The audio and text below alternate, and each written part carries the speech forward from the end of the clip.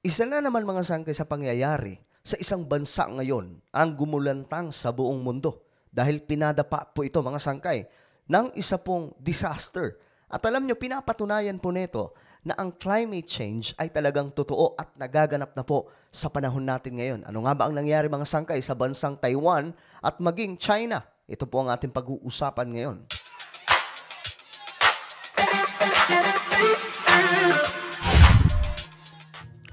Eto guys, pag-usapan po natin itong naganap po doon sa Taiwan and China na gumulantang sa buong mundo sa mga balitaan pagdating sa global update. Before tayo magsimula mga sangkay, subscribe nyo po muna yung ating channel. Ito po, Sangkay Janjan TV. Okay? Makikita nyo po yung subscribe button sa ibaba mga sangkay. Pindutin nyo lamang. Tapos i-click nyo yung bell at i-click nyo po yung all. Sa ibaba po mismo ng video na to, okay? Itong mismong pinapanood nyo, i-click nyo po yung subscribe, click ang bell at i-click nyo po yung all. So ito na mga sangkay, very interesting ito. Taiwan, naganap po mga sangkay. Marami pong video ito, meron din po sa China. Taiwan, na itong Taiwan, nasasakop pa rin po ito ng China. Sabi po, probinsya po ito ng China. Mga sangkay, ayan. Ngayon, sobrang tindi ng paghagupit na ito. Ito, panoorin po natin. Climate change is real and it's affecting lives across the globe. Okay, climate change is real at ito daw po ay nakakaapekto na ngayon sa buhay ng tao sa buong mundo. Ngayon mga sangkay, ito, tingnan po natin muna yung mga video na ito. Gaya po na ito.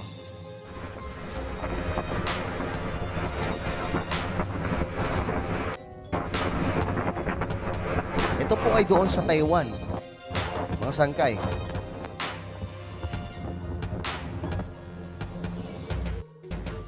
Ito po yung pasimula mga sangkay ng napakalakas na bagyo. Then, ito na po ang sumunod na mga pangyayari. Tingnan nyo mga sangkay kung gaano kalakas itong bagyo.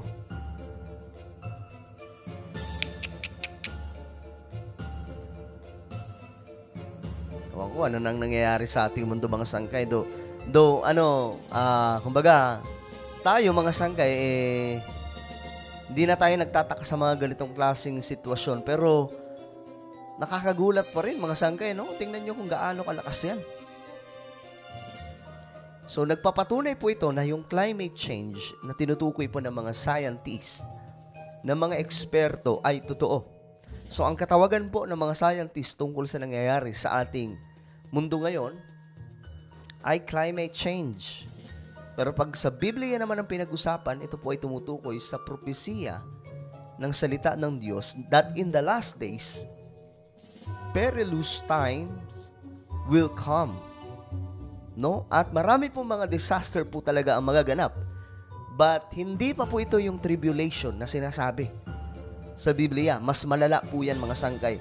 Ito ay patikim pa lamang. Pero ngayon pa lamang mga sangkay, yung mga scientist ay may mga nakikita na pong mga ebidensya na by 2030 to 2050, kung hindi po di umano mapipigilan itong climate change, marami pong mga syudad ang lulubog sa tubig, marami pong mga kabundukan o kagubatan ang masusunog, marami pong mga ilog ang mas lalo pong matutuyo. Ganun po ka very dangerous itong magaganap sa mga paparating na mga araw. At ngayon nga mga sangkay, makikita po natin na nag-uumpisa na. Oh, ito mga sangkay, lalong-lalo na po ito sa China po ito. Tingnan po. Ganyan katindi ang baha doon. Imagine niyo yan, oh, may mga kotse pa, may mga sasakyan. Madalas na po itong mangyayari sa ating mundo ngayon. Hindi lamang po isang beses nangyayari ito sa China. Nakaraan lamang mga sangkay, inanod po yung mga napakaraming kotse sa bansang ito. And remember mga sangkay, hindi lamang po ito doon sa China, kundi doon pa po sa ibang mga bansa. Especially sa Europe and Asia. Iba pa pong mga lugar dito sa Asia. Grabe, oh. Naging ala fountain na po itong malakas na pagragasa ng baha. Ito, mukhang tumirik na po yung sasakyan.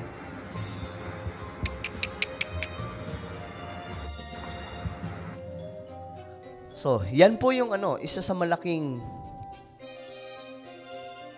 nagaganap sa ating mundo ngayon na naway maging paalala po sa ating lahat, mga sangkay, na mas lalo po tayong maging malapit sa ating Panginoon.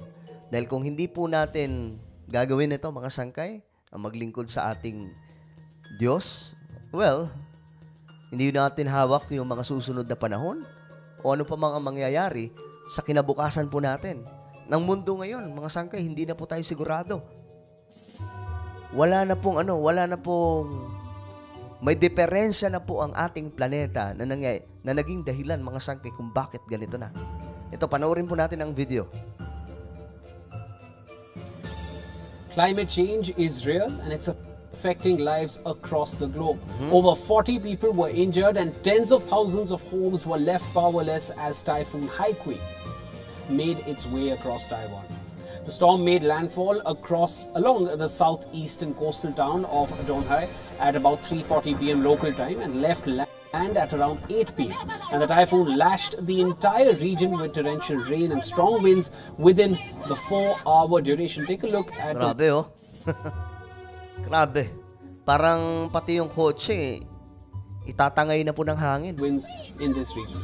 拉上那个他们救难人员，他们搭车要离。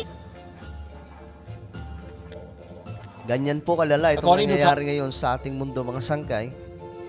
At sa totoo lang, kung hindi ka naglilingkod sa Panginoon, matatakot ka eh. Pero kung naglilingkod ka kay Lord, hindi ka matatakot sa mga ganitong klaseng nangyayari. Bagkus ang gagawin mo, mas magtitiwala ka sa ating Panginoon. At magagalak ka dahil darating po ang panahon na kukunin niya po ang mga naglilingkod sa Kanya. After po ng mga disaster, after po nitong mga nangyayari. But again, hindi pa po ito yung tribulation ha. Ano pa lamang po ito? Ito pa palang, mga sangkay, is patikim pa lamang po. Papunta pa lamang po tayo doon. Slight tribulation pa lamang kumbaga. Pero sabi nga po ng mga scientists, by 2030 at lalong-lalo na po 2050, isa po sa mga ebidensya ng mga, tama bang term yung ebidensya? Pag-aaral pala. Isa sa mga pag-aaral ng mga scientifico na ito, marami sa mga syudad maging dito sa Pilipinas ang lulubog, including po ang capital ng Pilipinas. Okay? So, hindi po tayo talaga ligtas. Ngayon, mga sangkay, marami rin po mga kabundukan, marami po mga kagubatan yung nasusunog. So, ang dami na po talaga. And I hope na maging wake-up call ito sa ating lahat. Lahat po ng mga Pilipino na hindi na po tayo magtulog-tulugan. Nakikita naman po natin yung mga nangyayari sa ating paligid ngayon. Taiwan's Interior Ministry, more than 7,000 people across 11 cities and counties were evacuated.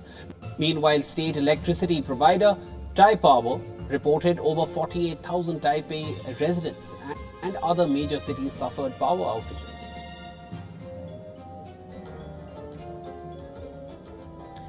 Before making landfall, the storm packed winds of up to 155 kilometers per hour.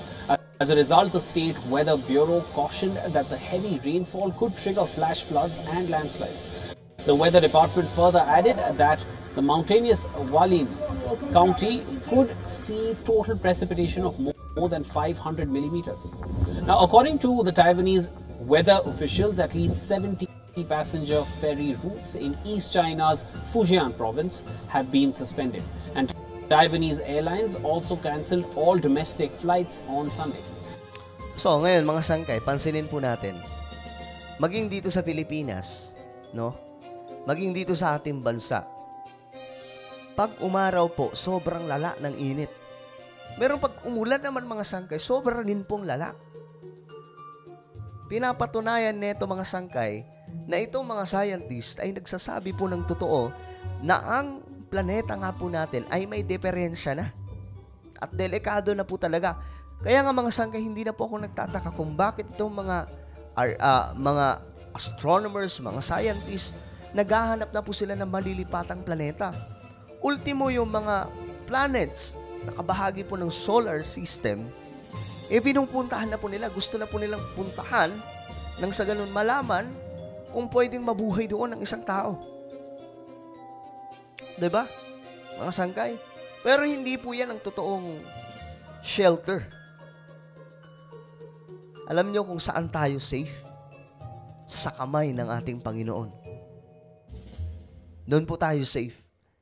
So itong mga nagaganap sa ating mundo ngayon, naway maging wake-up call po talaga sa ating lahat na paglingkuran po natin si Lord. Climate change, global warming, hindi po yan nagbibiro. Totoo na pong nangyayari ito. Ayon nga po sa panimula ng balitang ito, climate change is real. So ano po ang inyong komento tungkol po dito sa ating napag-usapan? I-comment nyo po sa ibaba. And now I invite you guys to please subscribe my YouTube channel, Sangkay Revelation. Okay, hanapin nyo po ito sa YouTube at kapag nakita nyo na click the subscribe, click the bell and click all. So, kung kayo din po ay nanonood sa Facebook, huwag niyo pong kalilimutan na i-follow ang ating Facebook page. Ako na po ay magpapaalam hanggang sa muli. This is me, Sangkay Janjan. Palagi niyo pong tatandaan that Jesus loves you. God bless everyone.